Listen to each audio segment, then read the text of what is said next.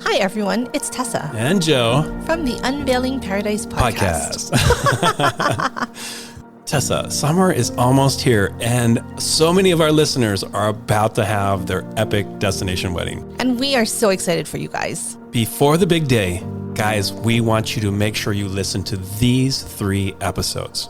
Episode 62, Deep Diving Your Wedding Ceremony. Episode 53, Questions Your Wedding Guests Will Ask. And episode 31, the final countdown to your wedding day.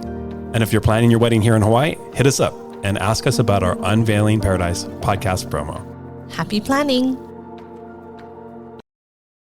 Hey, Jet Setters. Hey, Joe. Hey, Tessa. How's it going today? So good. Are you ready for today's show? I'm ready, and I'm super happy. We are going to be talking about wedding day vibes. Yes. And what I mean by that is kind of brand, right? So whenever I talk to my couples, I always tell people that your wedding day, all the details on your wedding day is your first time that you two as a couple are kind of taking the stage and creating a brand together. So like a wedding theme. Yeah, like a wedding theme, but not like Disney or, I don't know, not like a weird theme, but like a style. Like, here is my wedding day aesthetic as a couple, right? So I'm really excited. It kind of blends the couple's personality, and it's such an important part of just kind of showing who they are as a couple, not as individuals, but together on a day, like, this is who we are. So that starts from like the very beginning to like invitations all the way through to like how you actually create that vibe at your wedding. Exactly. And so today, I'm really excited because we have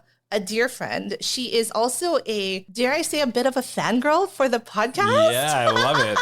A little bit of a fan, which we love. Owner of Luxe luxury wedding brand, C'est Calligraphy. Her name is Connie Esteban. Welcome, Connie, to our show. Hi, everyone. Hey. We're so happy that you're here, and we're so happy that you're a diehard Unveiling Paradise fan. So thank you. No, thank you, Joe and Tessa, for letting me be here today. I am so honored. And I just want to say this is such a surreal moment for me because I listen to you guys all the time, and to see things in action, to finally meet Joe is so crazy. I'm just like fangirling, but I also have to like stay calm, cool, and collective. I want because to provide you don't value. want it to go to his head. Yeah, No. I like it. Tell me more. This is great. My goal in life now is to make sure you guys are always like excited about what you do, because it makes me happy. Yes. All you're right. the Perfect. cutest. How much do we have to pay her for this? None. It's free.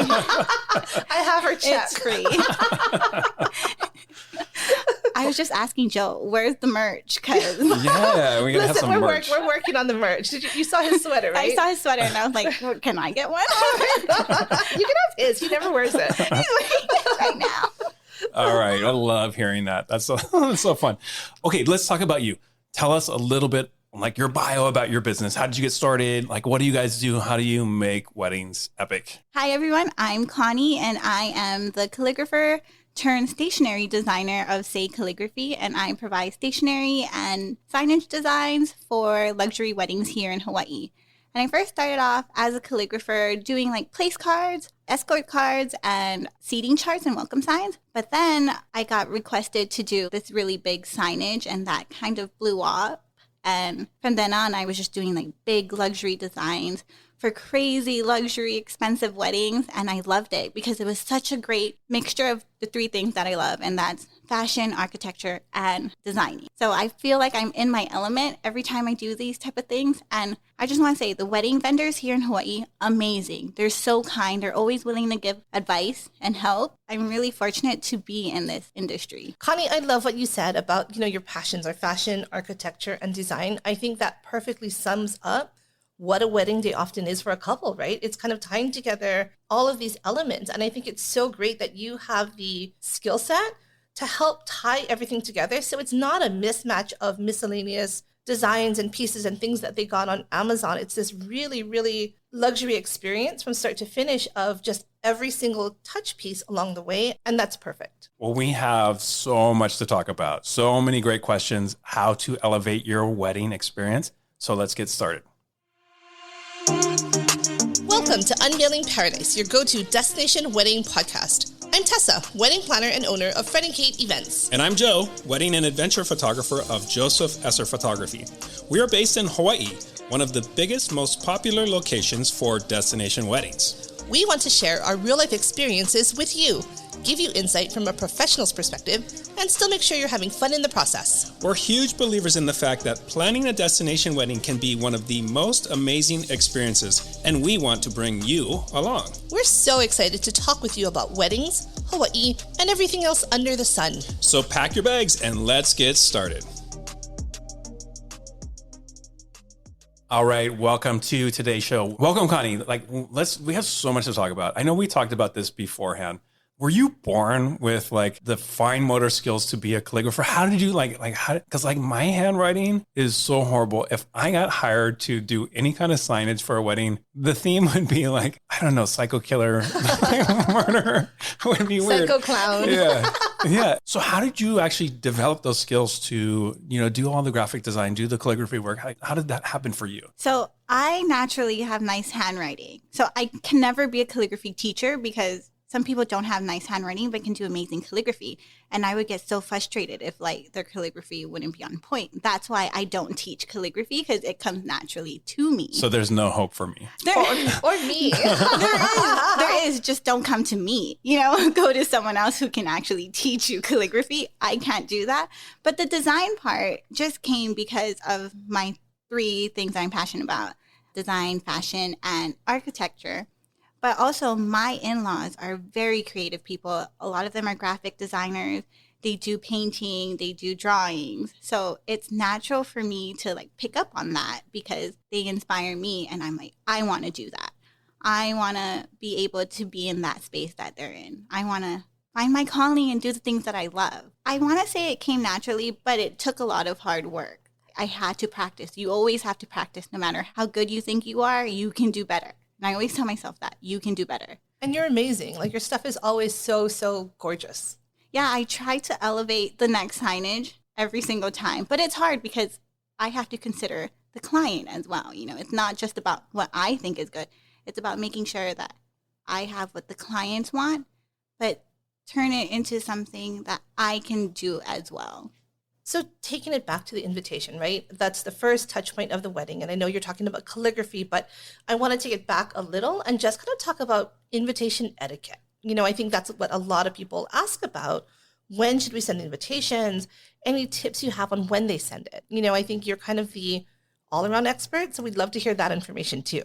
Okay, so the number will vary depending on the stationer, but my favorite range is 8 to 12 weeks. And since I do wedding destination invitations here, I have to make sure that I have enough time for the invitations to leave Hawaii and then get to the mainland or international addresses as well. And because Hawaii is such a popular wedding site, we do have a lot of Asian and Australian guests. So we have to make sure those invitations get to them in a timely manner. So Connie, how long does it actually take you to create a design for your invitation? What is that process before you think about you having that time to get it in the mail and get it, all the RSVPs back and everything? So usually one of my offers is that I do unlimited revisions. So designing portion could take about 1 to 2 months. And then production itself is another 1 month. And I want to give myself leeway because a lot of the times we're doing letterpress foil, and those we can't do on island. I would have to send them out and then have it sent back to make sure everything's correct, everything looks good, so that I can send it to the client. So again, this is the very first touch point where you're starting to really kind of curate your brand or finesse that design element. How do you start with that? How do you get to know what is a couple's, vibe or their theme, or how do you start that process? Okay, so before they come to me, they probably already have some sort of mood board. Yeah. And so one of the questions I'll always ask is what element do you want? Do you want some sort of graphics? Do you want a certain font? What's your vibe? And they'll usually send me their favorite photo of the venue. The venue is the number one thing they always send me. This is our venue. I don't know if it's because we're here in Hawaii. Everything matches to their venue. So I always have some sort of leaf element in it or some sort of green element to match the venue. And then they'll go with their colors because their colors are usually a representative of what they both like. So then I'll play with the colors. And then shapes are now trending nowadays. So I'll ask if they're interested in certain shapes. And then usually they're open. And I go to the shapes according to what I know about their love story. So I ask them, tell me about yourself. How'd you guys meet? what do you guys like to do together? So that really ties in their story into the invitation. I think that is so important to think about the location, because that is like, if you're in the mountains, how does that signage, how does all that stuff vibe with the background? Yeah, and that's something surprising for me because I thought the couple would decide the colors. But no, a lot of the couples change their entire aesthetic according to the venue, especially here in Hawaii. We have such beautiful venues. And so when they see the venue for the first time, they're like, okay, we have to make sure everything matches. So that's really important to make sure that certain colors do well. I would say like taupe and brown, because it plays with like the wood, usually is really popular nowadays. Green, sage green, so popular. Yeah. All of my weddings, sage green. Gold is also really nice, especially if you have that big white sailcloth with the gold accents. So beautiful. Mm-hmm. All white wedding, so good. And the color black is so popular. I've had a lot of black and white monochrome weddings this year. It's crazy because last year we were doing, what was the color last year? Neutrals. Neutrals were still popular. Neutrals are dying. We're doing a lot of colors, but also a lot of they're killing black the and neutrals? Shush, no. It's time. Yeah, I love so 2020. I Honestly. love the black and whites. They're so pretty. Well, we talk about this all the time. Like, weddings are so trendy and like they're so fashionable. And like, if you look at like weddings that took place even a couple of years ago, the dresses, like the style of dresses changed, the photography, the style of editing, it's just like across the board. And that's what I think is so really cool about everything, that when you're planning your wedding from start to finish, there's so much of the design element that happens, right? Exactly. And people don't realize that. And you have to consider that, because if you're having a wedding this year, new trends are coming in, new things are coming in. So you want to stay on trend, but also make sure that it matches your personality, your love story. I see that because I'm a trendy person. I want to do all the trends. I'm a trendy person too, I think. What? Wait. Who's in the studio? It's not Joe, that's for sure. You're wearing a women's sweater. But film photography is taking a massive take on the wedding industry now. Like everyone's doing film. Yeah, interesting. Like 5 years ago, I thought film was like, oh, I don't like that look. But now I'm like, I just want film. And if you're in the wedding industry, be prepared to do all the changes that happen. Every year we're changing and we have to keep up. Especially Hawaii, we have to stay on top of our game. Yep. Okay, let's return back to the invitation, right? So I see so many gorgeous invitations and they have wax seals and, like custom calligraphy and everything like that. Let's talk about that. What are your tips for sending out a wedding invitation? I definitely recommend everyone to bring one of their invitation to the local post office to get it weighed so they can determine how many stamps you'll need. And the stamp that you'll need will depend on the size and the shape of the envelopes, because a lot of times if you're having a different shape that's not the regular A7, you're going to have to pay for more stamps. And also the weight. So in a luxury calligraphy wedding, we do thicker cardstocks, anything over 300 GSMs, or acrylic invitations. That's going to add weight, so you're going to have to add postage. Also, here in Hawaii, we do a lot of like vintage stamps. That's really popular, but you also have to make sure you have enough stamps. And sometimes if your invitation is too heavy, you're going to need like maybe 7 stamps. It's going to fill up the entire envelope. It's not going to look that cute. So definitely consider either using the regular forever stamps rather than vintage stamps. So I've actually had, not my clients, but I've heard where, again, they've had 100 invitations, all stamped, all sealed, dropped it in the mailbox, and they got returned because they didn't have enough postage. That's horrible. I know. And so again, like to Connie's point, right? Get that full sample, again, with everything in it. If you're putting in things to do, if you're putting in your RSVP card, your envelopes, all of that, throw everything in there, seal it up, wax seal it on the inside, not outside, and take it to get weighed. If it's over 1 ounce, you're going to pay more, right? So it's really understanding that you don't want all of your invitations to come back because you didn't plan ahead. Yes, Nightmare. exactly. Wedding nightmare. And then also to request hand canceling. So hand canceling is the post office manually hand stamping rather than it going through the machine, just in case you do have that wax seal situation and it'll jam up the machine. Well, I like that. That's super smart. Yeah. Yeah. for Right. sure. And it's also different shapes, right? So if you do a square versus a rectangle, you do have to have the hand cancel too. It will not go through the automatic machine. So it's understanding that. Yes. And then also, I think it's an aesthetic thing. They don't want those lines from the electronic machine. They want that very human touch, I think. That's what a lot of people like. Yeah. And especially some of your invitations, right? When they're delivered to the guests, it is an experience. It is that first touch point. And, you know, I mean, like you want that to be delivered. You want that feeling to actually happen right then and there and get people excited and get to like, you know, like be like super stoked about the wedding that's about to happen. So a lot of my clients, they want the guest experience. It's super cringy to say guest experience, but it is. So when you get the invitation, Guest experience. You're all cringy. it is. But they want a different colored envelope because all of the envelopes we get that are bills, they're white. So they want something bright because when they get that in the mail, when their guests get that in the mail, they're like, what is this? I'm excited. Yeah. And the invitation, the first thing your guest will get, that is your wedding day. So it's a lot of hype, I feel like. Yeah, totally. I get it. I love that. I love getting like a bright envelope in the mail. I'm like, this is not a bill, which I love. I love not getting bills. One thing that I want to kind of talk about too is I know you do calligraphy and I know that your calligraphy is gorgeous, but I've also seen it where sometimes it's so fancy that you can't read it, which to me is also a problem when they're trying to sort it, right? How do you find that line of beautiful handwriting, but still legible where the post office will deliver it to where you want it to go? Yeah, so I do modern calligraphy, so there's not a lot of flourishing, but I do see where it does get complicated for styles like copperplate and Spencerian.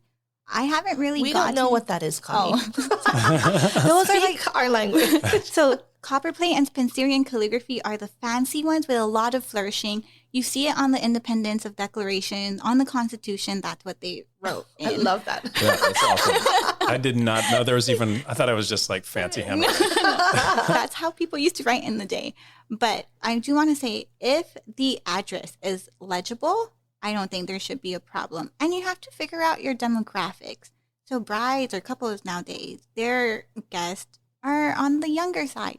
So they haven't seen cursive in a long time.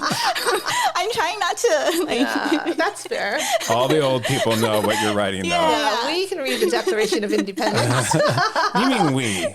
You. I can. Well, okay, so this is also my take too. I do think that like at the post office, there is some sort of like genius behind the scene that's reading like handwriting. Mm-hmm. If I can get my mail delivered and my handwriting is like the most horrible like chicken scratch you've ever seen, you know, I don't think it's that big of a deal.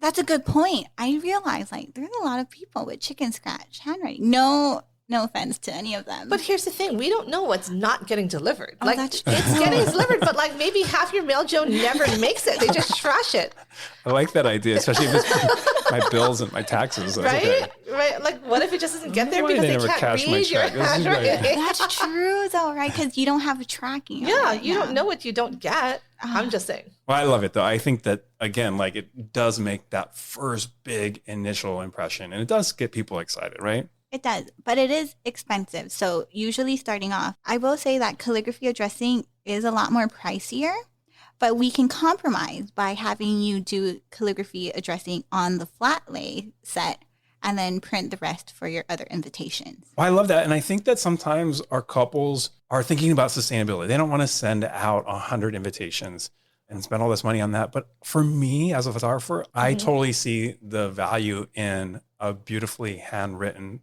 envelope with all of that flair, right? It's beautiful. And like, especially, you know, we talked about really quickly, the flat lay, you know, like that is such an important part of your prep photos. And if you have a gorgeous invitation suite where you actually see that calligraphy, I think it's so powerful. I love it every time I see it. And even if you're not ordering 100 invitations, make something for your photographer just to document your day. Exactly. It's just a wow factor, honestly. Yeah. And I would like to include that I do add like little elements to their keepsake invitation set. And that's usually like a silk ribbon, just for accessory purposes, wax seal logos. Yeah. Even if they don't have an actual wax seal on their actual invitation, I'll just add it in because those elements really elevate the picture and it makes it look so good. Yeah. And so like, you know, when we take pictures of our flat lays, right? the wax seal, the actual stamp, the actual wax seal. I think that's really nice to include. And actually, this is my pro tip for everybody listening. Have 2 invitations for your photographer. And if you can, if you find those cool little vintage stamps, that is so cool to include, right? Oh, yeah, I should definitely include vintage stamp. That's a good one. That's a good one. Yeah. I mean, there's so many different ways we can do that. Like we have like a little styling kit with all the different like silk ribbons and, like different things that are fun. But it is that first touch point, especially for photography. It's a really important touch point for me. You guys, I love talking about the flat lays. And again, for me, my pro tip, like I know that Joe said have 2 invitations. I like personally to have like 5. Wow. I know. And the reason is I love, it is expensive, but for me, I always feel like the parents are going to want a keepsake. Like I know my mom has my wedding invitation. I have one, you're going to give one to your photographer that he may or may not lose, right? So it's having maybe a handful so you can keep them. I love having it in a little book or a little album for later, so having a few of them is always a great idea. You can't do that if you have a digital design, right? That's the big downfall of having a digital design. You don't have that physical material thing after the fact. Exactly. And I'm a hoarder, so I like having all those little trinkets with me. So I don't know. I guess that there is a small part of me that is a little sentimental. Is that why you chose 5 instead of just 1? I was like, I need all. I need them all. Yes. But I want to kind of transition now and talk about some of the day of signage, right? So again, the invitation is pre-wedding. Obviously, on the wedding day, it's there for your photographer in the morning to capture, the flat lay. But the day of vibe, the theme and brand throughout your wedding is equally as important. And there's so many different elements. So, Connie, I want to kind of talk about some of those. Yeah. So when the planner or client comes to me, they already know at this point that they want some sort of wow factor. They want to make a statement piece in their signages.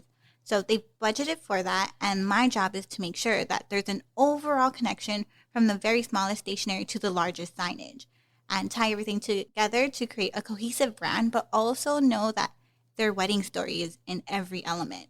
So for example, I recently had this couple, they love to snowboard, or one of them grew up snowboarding and the other one grew up surfboarding. So they wanted to have that theme in their wedding to symbolize their 2 worlds coming together. But they decided that wasn't going to work. It just wasn't going to look good in photos. So they decided to do a love story theme. So how we created this was we built an arch bookshelf, and then the bookshelf had books in them. And then the books were alphabetized to create the guest name and the table number. Oh, that's super cool. I like that. Yeah. It gets better. So we added bud vases with florals onto the shelves, and then they put the audio guest book next to the bookshelf and had the lounge set arranged around the bookshelf to create that outdoor living room space. Oh, I love cool. that. Yeah. Oh, I love that. I want to see pictures. Oh, yeah. You want to see it now? Show us after the We'll show. show us after, yeah. Yeah. I've seen them. They're amazing. I saw your pictures. They're very interactive, and it was so different, but it was definitely something the couple wanted. Now, to bring back the whole surfboard and snowboard feel that they wanted, they had place cards that I made shaped somewhat like a snowboard, and they were place cards to act like a bookmark on their table. And then I was inspired to creating their menu. They had 1 menu card and table number, so I made it somewhat like a bookend to go with the overall love story theme. So cute. Yeah. So cute. And their colors were everywhere. It was sage green and retro pink. So that color was everywhere in the signages and stationery. And then they also had welcome party the night before. And they had it at Queen Kapiolani Hotel. So it was like diamond head. So it was perfect to do that surfboard element that they wanted originally, because it was fitting for the location that we had it. And I made sure that the color was also the same. So it tied in everything from the day the guest arrived to the welcome party to the actual wedding day. Oh my gosh, you just like dropped like maybe 15 different things that you did, right? So, I mean, but I think that a lot of times like our couples aren't thinking about all of those individual things create a feeling, create a vibe, create a theme, right? And I love how you just like kind of, it's almost like I'm in your head, like walking through the process of how you even think about these things. Yeah, because it's important. I always tell myself, just because I like it, you have to do what fits the client, what fits them as a couple. And so making sure that they're the first priority in mind is important during your design process. And I just want to say, having cohesive designs throughout your whole entire wedding is so pretty. It's so beautiful. Yeah. And people will see those small little elements. They'll be like, oh my God, this is so perfect for the bookshelf because it's a bookmark, you know? And it's like, it makes the wedding day even more special. It's important to have a welcome sign because especially if you're going to have your wedding at a venue that can host multiple weddings, you want to make sure people are going to the right place, to the right wedding. That's fair. Lani Kohunua, right? They have 3 phases. And a lot of the times, they don't know which phase is which phase, so they end up going to the wrong wedding. And that has happened to me. I've been at the wrong one. I'm like, wrong phase. Yeah, it's also letting people know that this is the first signage that your guest will see. So it's okay if it's small, but I usually do big weddings. So if it's this big, giant 6 feet signage, they're like, oh my God, this is it. This is where it is. And it sets the emotions for the actual day because it's the first thing they see. They're going to see like a bunch of floral arrangements on the ground around the signage. So it creates this sort of feel that you want your guests to feel. And one of the pro tips I want to say about welcome signs is that to put the ceremony flowers around the welcome sign and seating chart just to elevate it a little bit to make it look good. And you're reusing it. So you don't have to have a set of flower arrangements for these signage. Right, exactly. And I think it really is, right? It's tying these elements to all of the other pieces of your wedding day to make it one big cohesive event. Again, a very well-branded event for the couple. I want to talk about seating charts. But before we talk about seating charts, Joe and I had a discussion, and he has an official announcement that he wants to make. This is like literally, I'm being forced to say this. I'm so happy. Like, I'm literally giddy because he has an announcement to make. So people need to pay attention. I have agreed to make this announcement.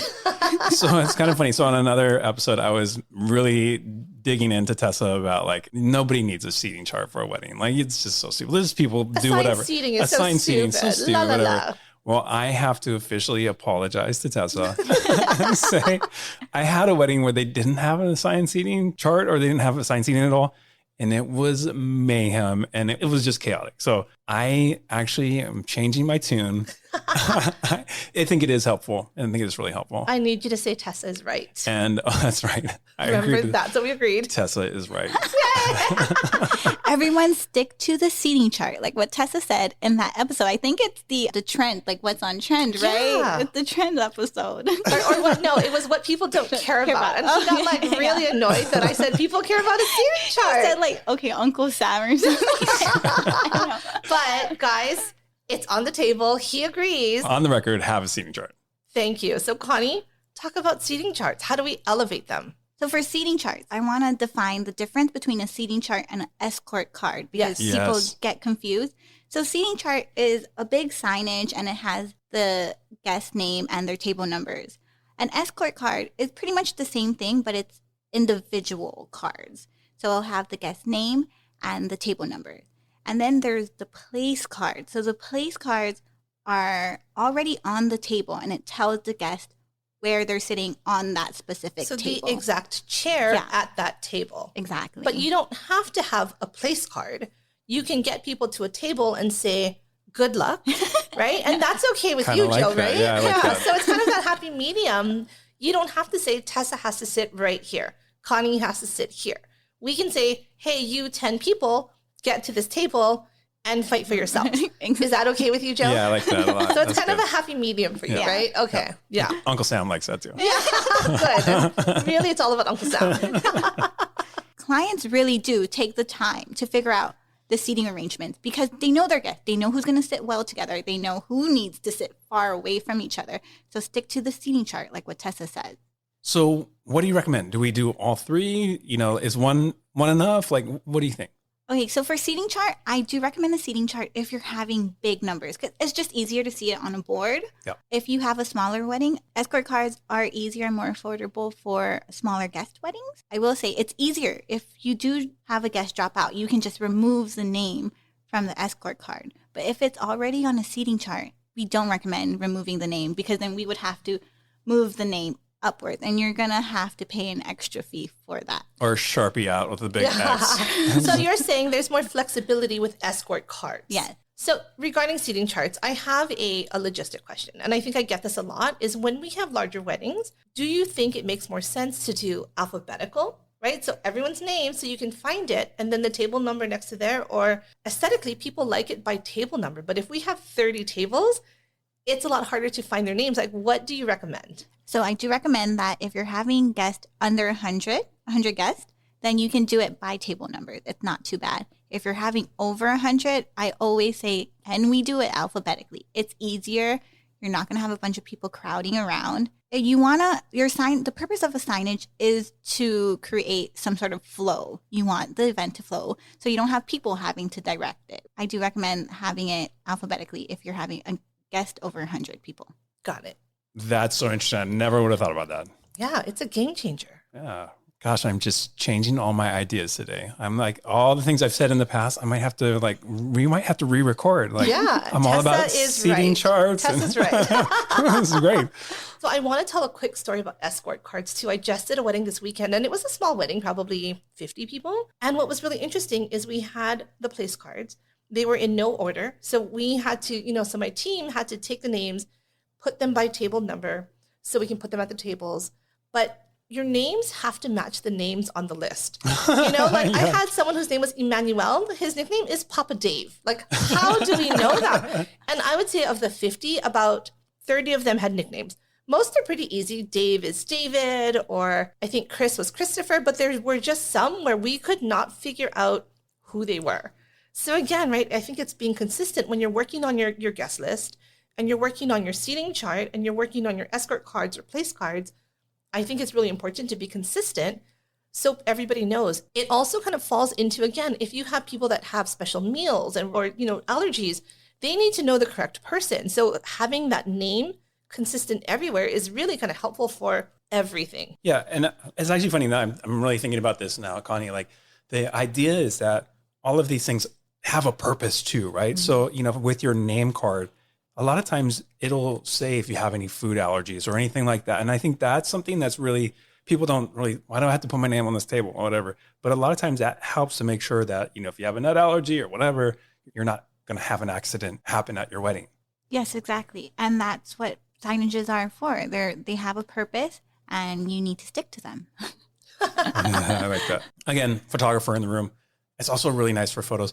My biggest pet peeve is when it's not really well thought out. So like, I'll see this happen a lot at ceremonies where it's an actual just like piece of paper where it says reserved, and it's just like somebody handwrote. It was like, it looks super ugly. And when you look at like the shots of like the ceremony setup, you see this just like kind of junky looking thing. When that is actually professionally done, it just looks so much prettier. So, there are some must-haves, right? I think the seating chart, having the welcome sign, there's a lot of signs that we just kind of, every single wedding we have that. But what I really like, Connie, with you is you do so many of these little fun, creative, cute ones, the unplugged ones, the bar ones. Like, can you talk, I guess, a little bit about some of the more unique, fun ones that you've done recently? Okay, yes. So unplugged ceremonies are usually really popular. I just want to clarify. Unplugged ceremony means you have your phones down during the ceremony, but you can bring them out during the reception. I think a lot of people end up not bringing out their phones just because they don't know, right? I like that they're rule followers. I'm not mad about that at all. I like that. I do want to say, because now the welcome signs are a bit bigger now, you can put that unplugged ceremony in the welcome sign. Keep it short and simple. You can say, this is an unplugged ceremony. Please put down your digital devices and enjoy this moment with us. Very cute, simple. It's small enough so you can put it onto the welcome sign. You can save money from buying another signage. But also bar signs that we've been doing. There's a lot of cute ways you can say this. A lot of the bar signs that I've been doing recently includes their pets because their pets can't come to their wedding, so they want to include them. So it's either going to be, my dog's name is Domo, so it's Domo's bar, and then his and her drinks. Super cute. I love those. Yeah, and they want like an illustration of their pet. Old fashioned, we'll say dark and handsome. That's pretty cute. It's cute. That's super cute. Moscow mules, main squeeze. That's so cute. Like, it's so cute. There's so many cute ones. Do you have any ideas, Tessa? Well, so I just did a quick Google search, and I think the ones that I always see that I think are super cute are like, take a shot, we tied the knot. Mm-hmm. Does that rhyme? That rhymes. It does. Trust me, you can dance. tequila, right? And then my personal is let the night begin, gin. Oh, that's a good one. I'm a gin drinker. I'm yeah, a gin is gin horrible, drinker. whatever. I know. But they're so cute. Yeah, they are so cute. I saw another one also. It was open bar, we are not responsible. That's funny. That's funny. Right. That's And so I think cute. it sets the tone, right? Especially because for me, I think the wedding can be a lot more romantic or formal, and the bar kind of signals the party and the dancing and the fun after. So I think it tends to get a little more casual at the end, which I think is a really nice transition to the after party. Well, when you think about the whole process from the invitation all the way through to like, even your bar signs and stuff, it's threading that together cohesively, and so I love that. I think that's something that I think I would love all of our listeners to take to heart. Like, this is a really easy way to do this, through signage, through custom signage. Also, I did want to recommend signs you should consider so you're not getting it at the last minute. And these are the top signs that I've been getting asked to do like either a week before or like 3 days before. And one of them is the unplug ceremony. 2 is the in loving memory of. Ooh, yeah. 3 is the reserved signs for the ceremony. You want to reserve the first 2 rows for your immediate family. That gets forgotten a lot, I think. Yeah, that does. Yeah. And it's really popular lately. I've been getting requests for that in the past 2 years. Table numbers. This one, I'm not sure why, but I think it's because some guests or some clients don't do actual table numbers. They do cities or songs. So they need actual signage for that because the venue can't provide those type of things. It depends on the venue, right? If you're at like a hotel or a banquet hall, they'll have ghetto table numbers, which you can use. It's if you're outside or outdoors, you're bringing in literally everything by yourself. And Right. they may not have thought about that because they have those cities or pictures or places they've traveled or things like that, right? Yeah. And the last one is dessert signs. So when you have dessert stations, the company might not provide the type of flavors that they have. So they need some dessert signs to say, like, these are the flavors that we have. These are our options that we have. I like that. A lot of times too, what I see on the dessert signs is if there's nuts or if there's, any sort of allergies, because a lot of the desserts, there's not anyone there manning it. So I think, is there gluten? Is there dairy? Whatever. A lot of it, when I see the dessert signs, it's what are the allergies? Because they may have ordered a gluten-free option for some people, so kind of marking those things I think are important too. All right. Well, I've learned a lot today. I'm actually changing my tune on some things. I love it. So let's just take a moment really quick. Tell our listeners how they can find out more about all the things that you do. How do they contact you? Give us all your info. So you can find me on Instagram. That's where I'm really active on Instagram. And it's at C'est Calligraphy. It's CEST Calligraphy.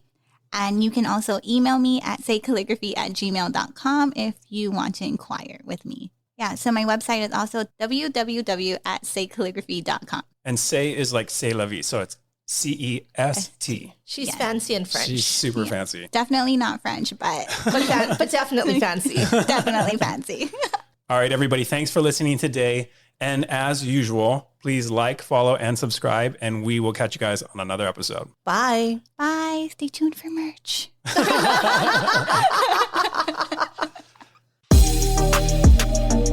Thanks for listening to another episode of Unveiling Paradise. If you enjoy our show, please follow us and rate us on Spotify or wherever you listen to podcasts. It would really mean a lot. And don't forget to also get on our mailing list and follow us on Instagram.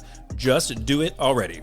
Until next time, this is Tessa. And this is Joe. And don't forget, your happily ever after It's just a plane ride away.